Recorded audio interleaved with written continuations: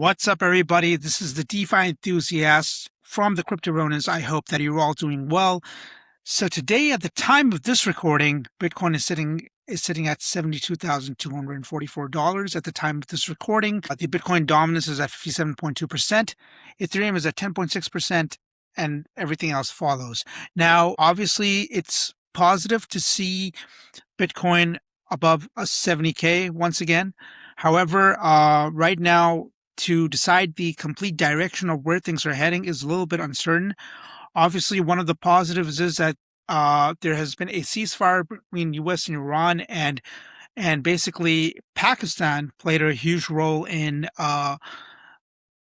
getting the ceasefire. It made the ceasefire into a reality. Of course, China and Russia were also backing the ceasefire, and right now, over this weekend, there are going to be some serious talks being held between the United States and the Iranian regime in Islamabad, which is the capital of Pakistan. And basically, what we're going to see at that point is that we're then going to decide which direction we're heading, where we're going, and what's going to happen. So until there's clarity on exactly what's going to happen, things are going to be very, very choppy and very, very volatile. So be very careful in taking your positions, guys. And please don't leverage trade. And of course, just be careful. Yeah. So starting today, we finally have some interesting stuff. The Satoshi mystery reignites once again as new claims attempt to unmask Bitcoin's creator. But underneath the headlines, nothing is proven. And the deeper question remains unchanged. Does identity even matter anymore in a system designed to remove trust from individuals entirely? We break down what is signal, what is recycled narrative, and why these stories tend to surface at critical moments in the market cycle. A structural shift is quietly unfolding beneath the surfaces as stablecoins continue to rewrite global finance, from settlement layers to shadow dollar systems. We explore how liquidity is flowing, why stablecoin dominance reflects real global demand for digital dollars, and how this ties into capital movement across both emerging and institutional markets. China is not embracing crypto, but it is aggressively deploying blockchain where it matters most. Credit markets. We unpack how blockchain-based tax data sharing is unlocking SME financing, what this means for capital efficiency, and why this model could influence how other nations rebuild their financial infrastructure without ever touching speculative tokens. While retail hesitates and narratives remain divided, smart money positioning tells a different story. Capital is quietly rotating, risk is being priced in, and early cycle accumulation patterns are beginning to form. We break down where liquidity is moving and why the next phase of the bull run may already be underway beneath the noise. A deep fundamental dive into KEDA, analyzing its partnerships, infrastructure, build-out, regulatory positioning, following its bank acquisitions, and why this could become a critical bridge between traditional TradFi and crypto native systems. Deep dive alone is worth getting into the paid version of our newsletter, guys. And then we're going to do an on-chain breakdown on Winklevoss's capital, tracking wallet flows, allocation shifts, and what their positioning reveals about institutional conviction at this stage of the cycle. So basically, is Adam Back the man behind Satoshi Nakamoto? This is the, once again, claims about Satoshi's identity are out. And the New York Times investigation builds a circumstantial case that Adam Back could be Satoshi. Their argument is based on writing style similarities between Back and Satoshi, overlapping ideas around digital cash systems. Back's creation of Hashcash, a proof of work system cited in the Bitcoin white paper, historical presence in cypherpunk circles before Bitcoin launched, linguistic patterns suggesting a British origin, a stylometric analysis even found back to the closest match among multiple suspects, though not conclusive. The weakness in the thesis is that despite the detailed investigation, the case falls short of proof.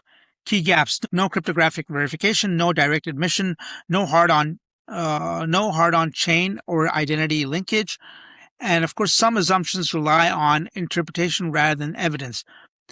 Even Adam Back's response to all of this was that Back has categorically denied the claim multiple times. His stance is simple. He's not Satoshi. He does not know who Satoshi is. The similarities are due to shared cypherpunk background. He also reinforces a deeper point. Market and industry reaction. Surprisingly, the crypto markets and industry reaction has been largely indifferent. Because Bitcoin has evolved beyond its founder, the network operates independently of an individual. As long as Satoshi's coin remains untouched, identity changes nothing. Yeah. So this reinforces a powerful narrative. Bitcoin no longer needs its creator. And this event is less about identity and more about narrative cycles. Every few years, a new Satoshi candidate emerges.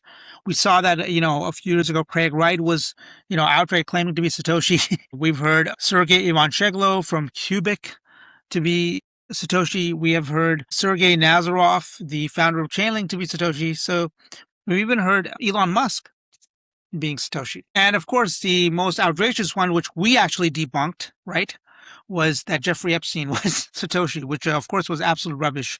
And we actually proved that in one of our videos as well with proof. So, but it's interesting, even to the point that once again, even Adam Back, I saw recently he tweeted that he was heavily involved on a foundational level of Bitcoin, but he's not Satoshi.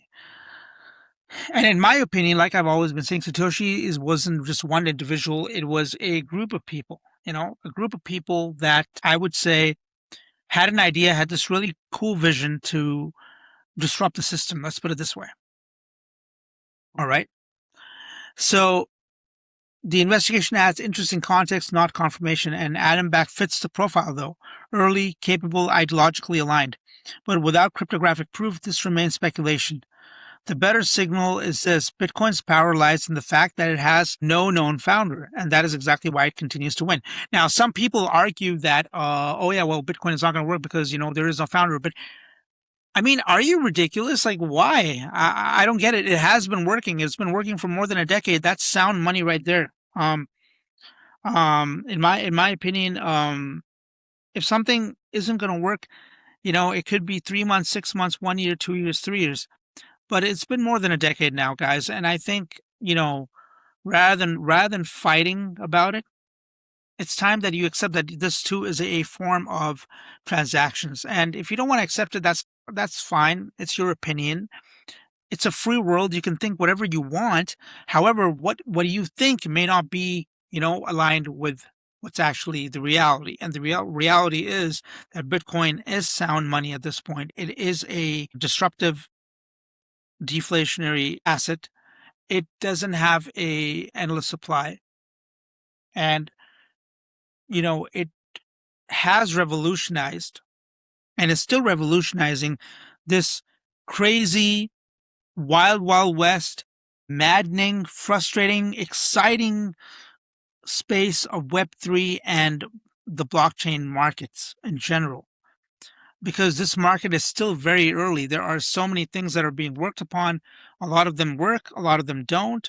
Some are still there, some aren't even around. And it's encouraged this new wave of startup land. And that's where we do our research. We try to find what are the gems in there that can give you the best returns. And that's why we recommend you join our newsletter, right? And then of course, stable coins are, they're rewriting the global financial system, of course. And, you can check out everything regarding that in our paid version of our newsletter. And there is so much alpha in here, guys.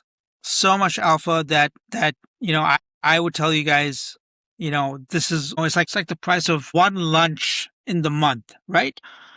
In my opinion, this would literally give you all the right insights. If you were somebody that has been always thinking about what do I invest in? Can I invest in something midterm to long term in crypto? I want insights. I really want to understand this market, but I just don't have the time.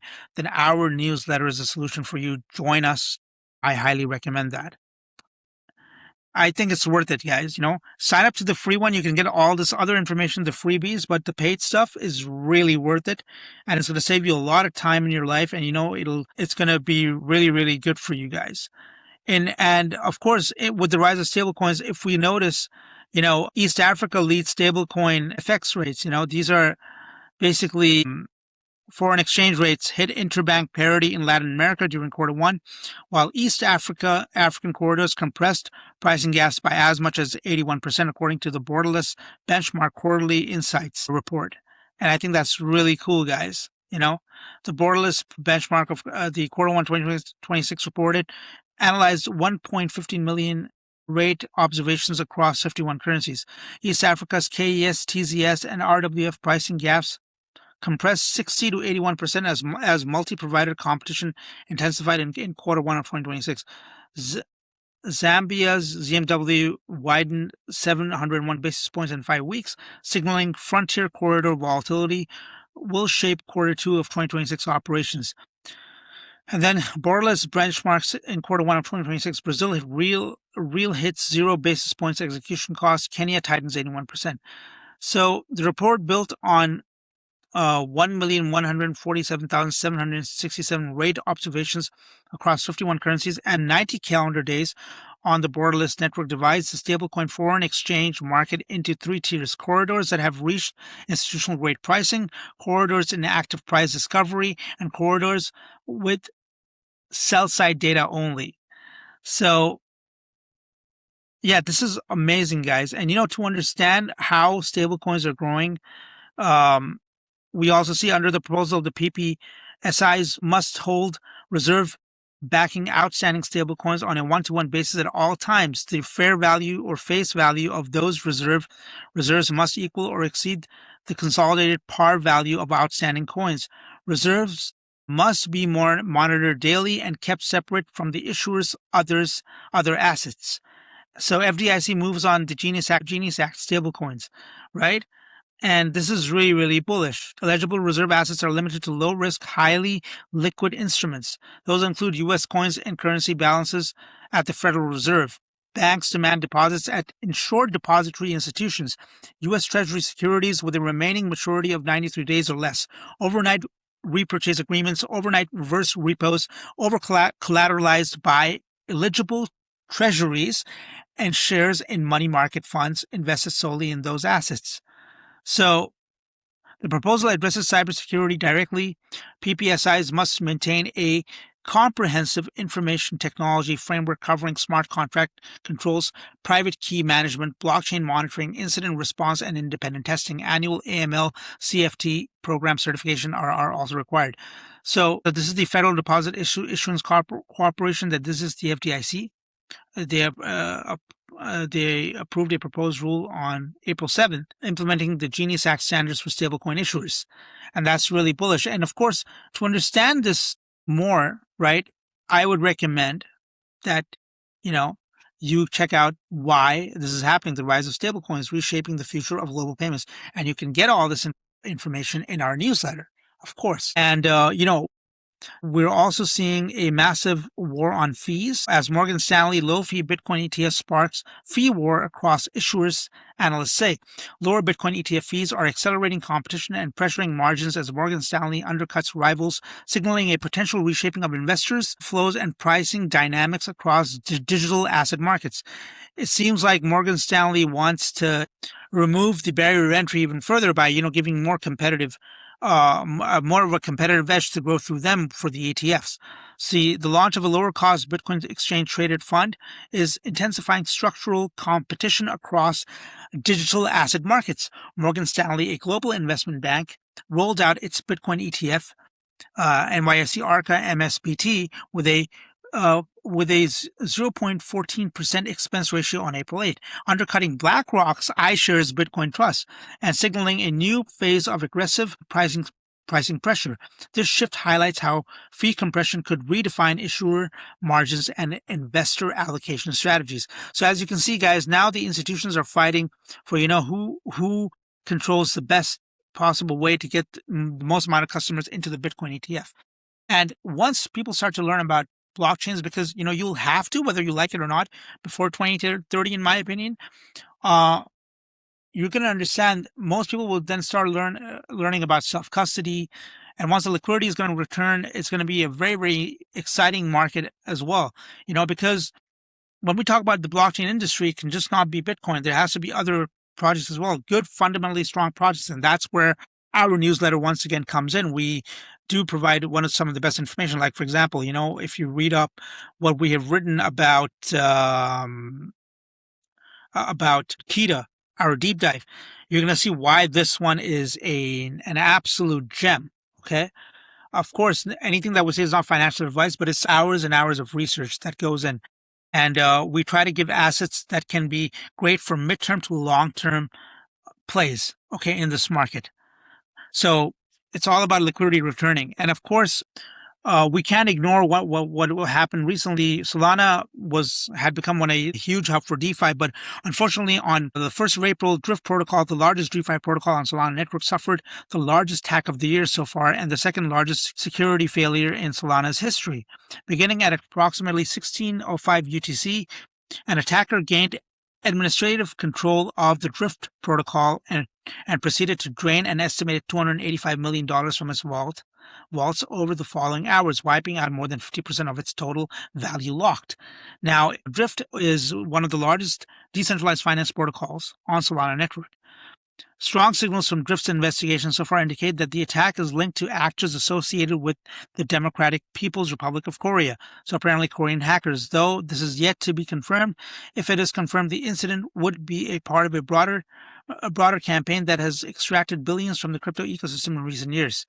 What's now becoming clear is that this was a long-term, highly coordinated operation. On-chain evidence confirms that staging began as early as March 10, when funds were withdrawn from Tornado Cash to help finance part of the attack infrastructure.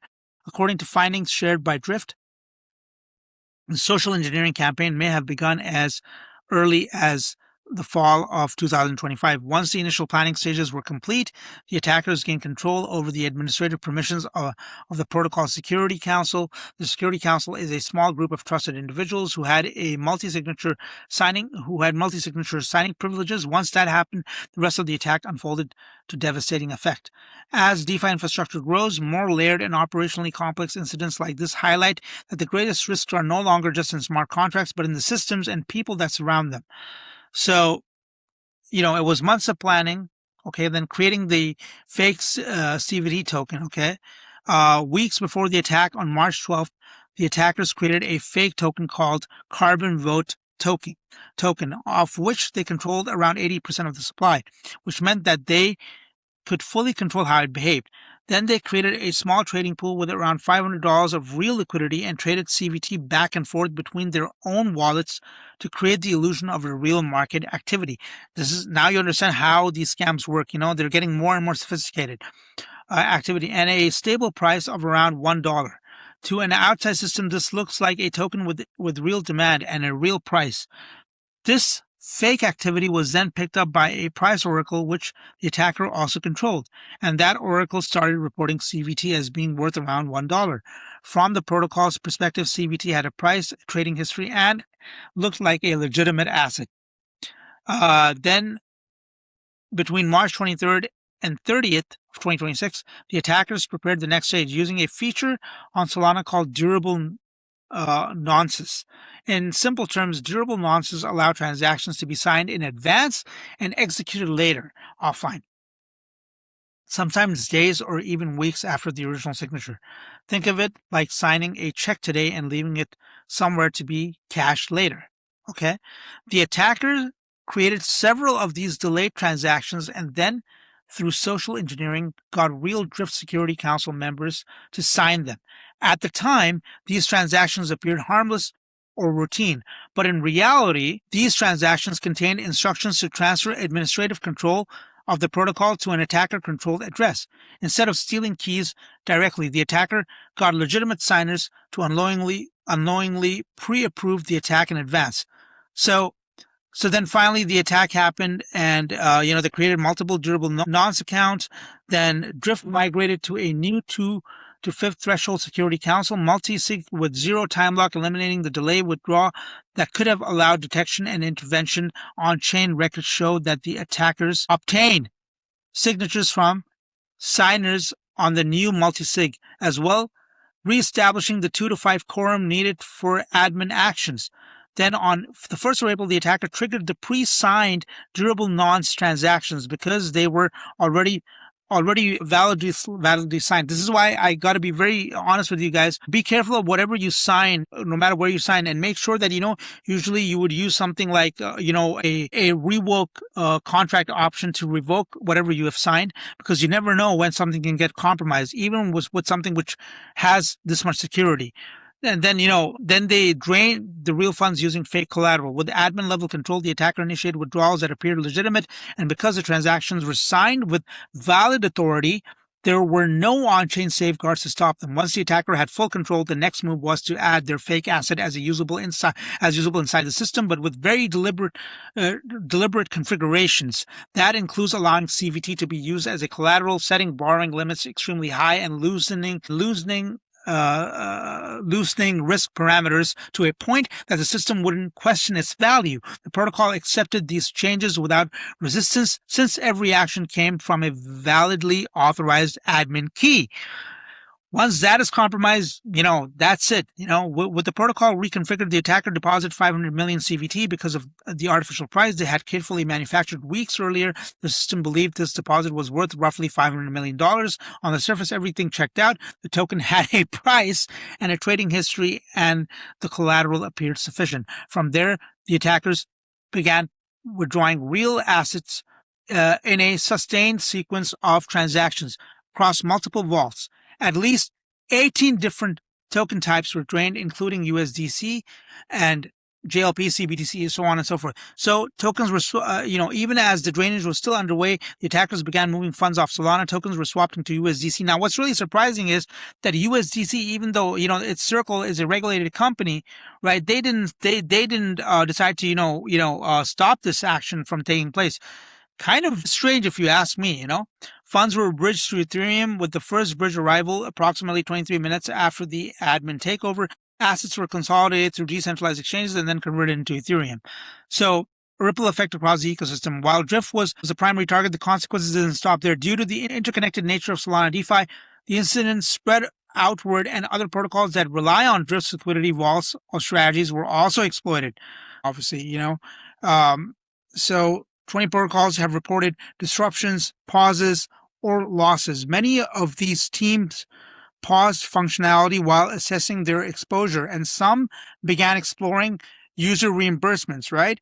So where real-time defense could have made a difference, right? Real-time monitoring could flag unusual admin-triggered withdrawals, rapid, repeated high-value transactions, and activity patterns inconsistent with normal operations.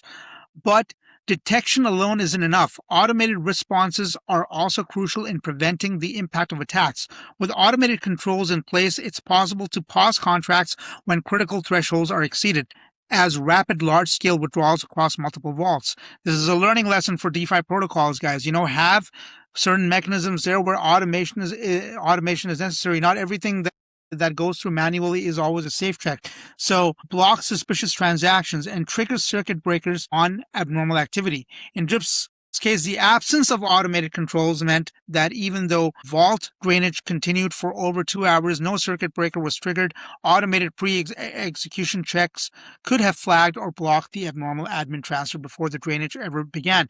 So guys, when you are making this type of money, when projects are making this type of money, it's very, very necessary for them to actually invest in developers that can bring that type of automation into play, that have these mechanisms there. I mean, when you're making that much money, you should be spending as much time in R&D as possible for your project to not be compromised, for your project to not be, in a situation like, in which Drift was going towards, right? It needs to have checks and balances. And that is the only way mass adoption can occur. This is, these type of hacks, these type of exploits encourage centralized entities, centralized protocols to deem DeFi as unsafe, right? And we need more adoption of DeFi because DeFi is a great way for you to actually escape the 9 to 5, the matrix, and all of that, because there is so much cool stuff that is being built there. But it needs to mature up. And that's why I think a certain amount of regulation is definitely, not a bad thing. However, it needs to, it doesn't need to basically suppress innovation. Okay. That type of regulation is highly encouraged. And when you see situations like this, it's important to remember that. So, coming to my point here, this is where Gate Signer could have stopped this type of attack. Now, basically, Gate Signer is your defense against malicious transactions, protecting digital assets with real-time context-rich transaction analysis before a signature occurs, right? And this is where proactive threat detection, right? 98.4% of hacks detected before impact, unmatched funds protection, $120 billion plus dollars funds protected across protocols, chains, and exchanges. That's impressive. Seamless integration with Safe, so supports safe wallet infrastructure, right? Then you can gain visibility into transaction risks. Every signature request is enriched with actionable insights, so your teams can identify red flags, confirm destinations, and ensure only trusted transactions are approved, right?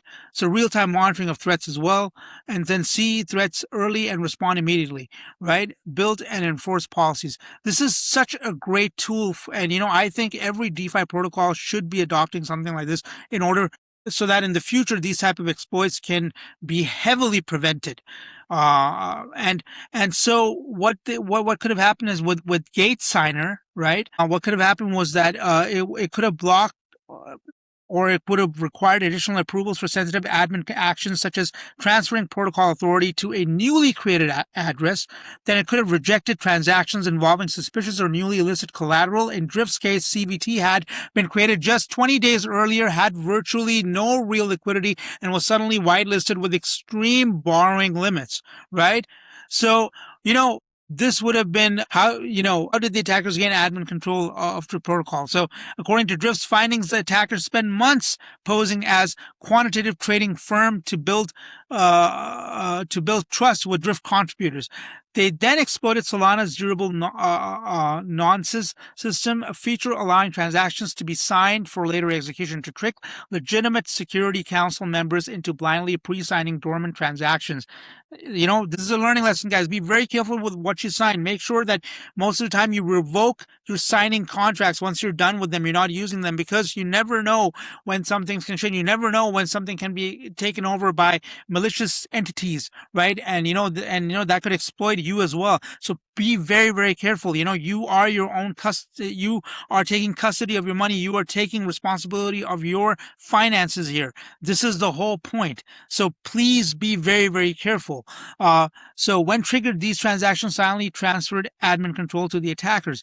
So the CVT token Carbon Vote token was a fake asset created by the attackers on 12 March 2026 with a total supply of 750 million tokens. They needed a small radium liquidity pool and a wash traded CVT to anchor its price at $1. Crazy. While also deploying a price oracle they controlled to feed that artificial price to Drift after gaining admin control of Drift. They changed the protocol's parameters to accept CVT as collateral with infinite borrowing limits. They deposited their worthless CVT and drained real assets against it.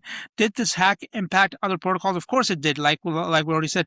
So it could have been stopped, yes, with solutions like Hexgate's Gate Signer.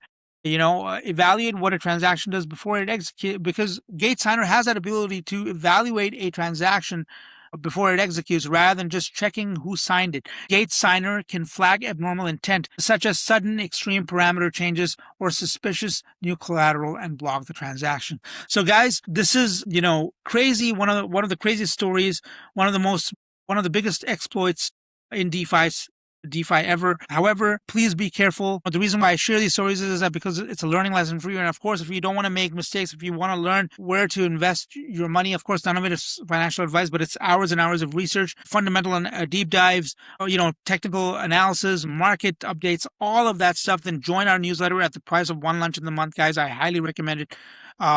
I highly recommend it that you join us, guys. And this is me, the DeFi enthusiast from the Crypto Ronins, signing out. Join our newsletter. Take care, guys, and I'll see you in the next one. Bye.